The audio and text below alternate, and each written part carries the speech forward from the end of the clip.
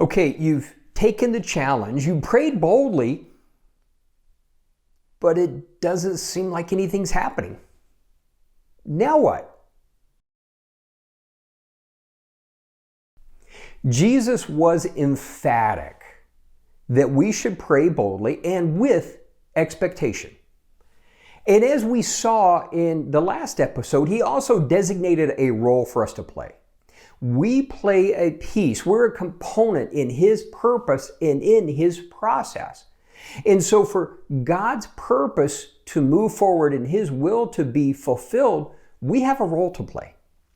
So we're looking at bold prayer. But what happens when you've done that? You've prayed boldly. You prayed with faith, with expectation, but nothing's changed.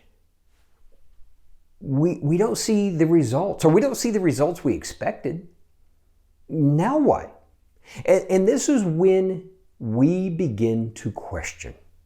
This is when we start to, like, is something wrong? Did I do something wrong? Is it not God's will? And the questioning causes us to lose momentum. And worse, that loss of momentum erodes our confidence, erodes our faith, and in the end, we can wind up giving up. So we're looking at persistence, tenacity. And we're going to see that Jesus specifically challenged us, called us to be tenacious in prayer. Now, as we'll see, there are reasons periodically for delays. In Daniel, the second part of Daniel, we see that the delay was because of spiritual warfare. In Isaiah, we see that it's a timing issue because it says, pray for the rain in the spring. But those are really kind of secondary. The general thing is when we don't see results, continue to pray tenaciously.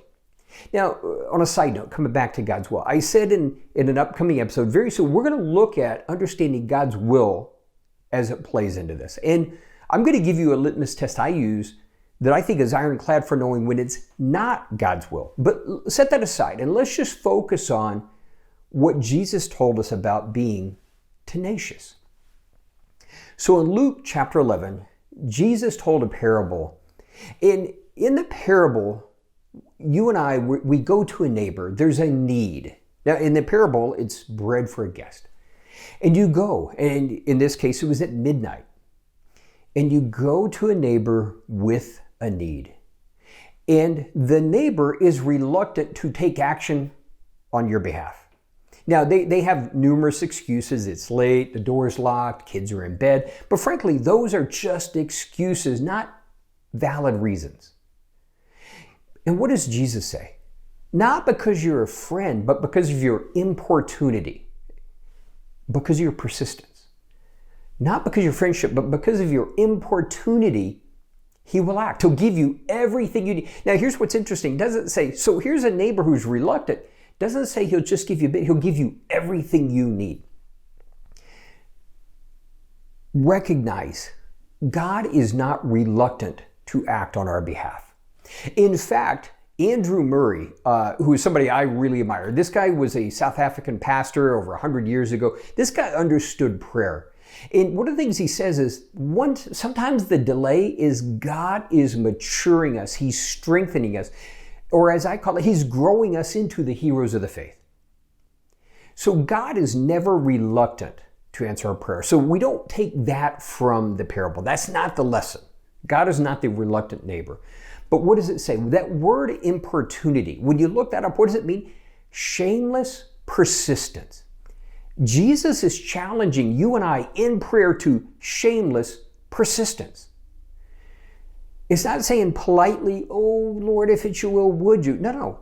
Because of your shameless persistence, he'll give you all you need. So again, God is not reluctant to meet our needs. God is not reluctant to answer our prayers. There are sometimes other issues, but what happens? He is clearly challenging us to be tenacious, to be shamelessly persistent. Are we willing to humble ourselves and be shamelessly persistent before the living God to see what he will do?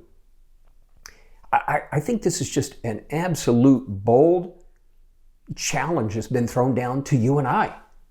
And what will happen, I'm calling this bold prayer, what will happen if you and I will be shameless in our persistent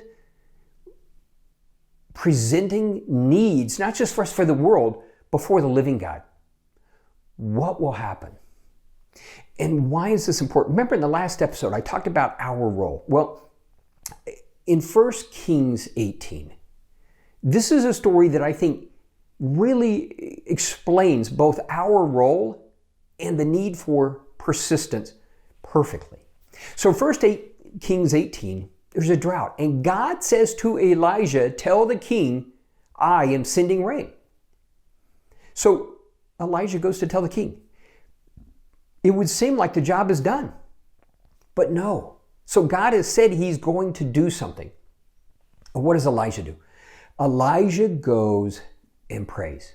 And not just prays. Talking about shameless persistence. It says he was down with his head between his knees. He prays in travail. And he looks up and there's no results. And he does it again. And no results. And again. And again. And again. And he continues. He does this 7 times. So God has already said he's going to do it. But Elijah, it was necessary for him to go and pray it out. He had to go pray the fulfillment.